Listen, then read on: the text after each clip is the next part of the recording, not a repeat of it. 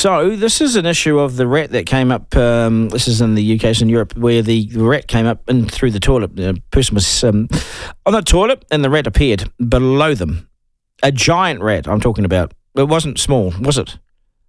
It was not small, it was massive, and it just absolutely frightened me when I saw the picture. And so I thought, we better find out about whether this is likely in New Zealand. And the person that we thought we'd better go to is Carolyn King, Emeritus Professor, School of Science, University of Waikato, rat expert. But more than that, I just want you to know that, we go to great lengths to try and find experts in their field. And I don't think that anyone would know more about rats than Carolyn, because she spent a lifetime studying New Zealand's introduced predators and is recognised as an international expert on things. Well, she's worked closely with weasels in England, stoats, ferrets and rats in New Zealand. She was a grad student at Oxford in 1967. So if anybody... She's seen rats come and go, She really has, because rats don't last that long. But she has, and she is an expert in this area, and it's a pleasure to have her on the program. Hopefully she can tell us what's true and what's not about all this. Carolyn King, good afternoon. Nice to have you on the program. Good afternoon, yes. Good to be here, yeah.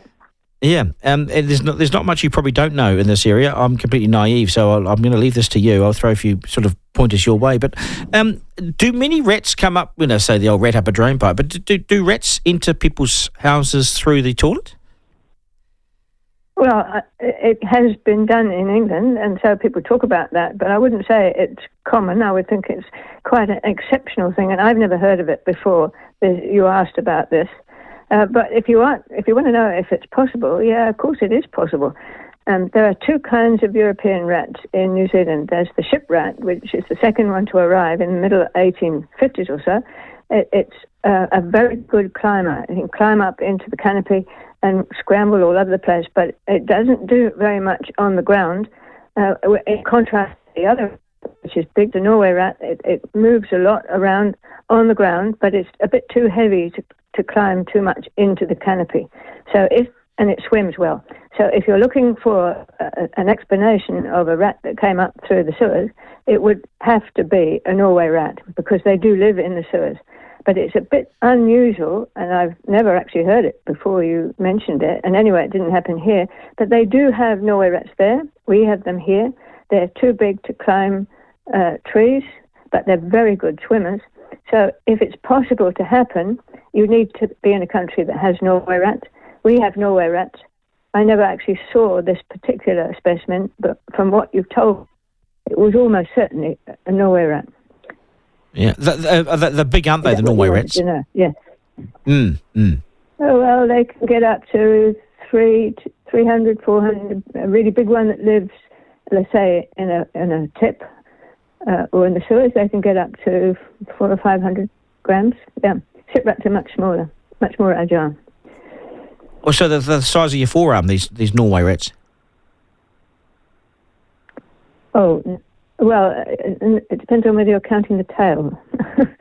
Without the tail, I don't... What's their business up? What are they looking for? Oh, well, food, of course. So stuff gets flushed out through bathrooms and into the sewers, and it's not all digested. And even if it has been digested, that doesn't mean the rats would ignore it. But they're big enough so that it's rather hard to flush them away. But they're such good swimmers, and they've usually found food at the end of their swim. Yeah, no problem. So what should we do if we were to... God, they won't be flushed away in a hurry. I mean, close the toilet seat, I suppose. But what's your advice? What do you do? Well, you said one of them, you close the toilet seat and put something heavy on top of it so that it can't come out. And then it's only got the two choices. It can either turn around and swim away again, or else it's not likely to survive. And the pictures that were in the account that came to me through you shows a Norway rat that was in the toilet bowl but had drowned because it hadn't been able to turn around and swim out again. If it comes out of the toilet bowl and the door is still closed, you can catch it in a net. Right. Okay. And well, you usually have a net beside the toilet brush. But these Norway rats, are there many in New Zealand?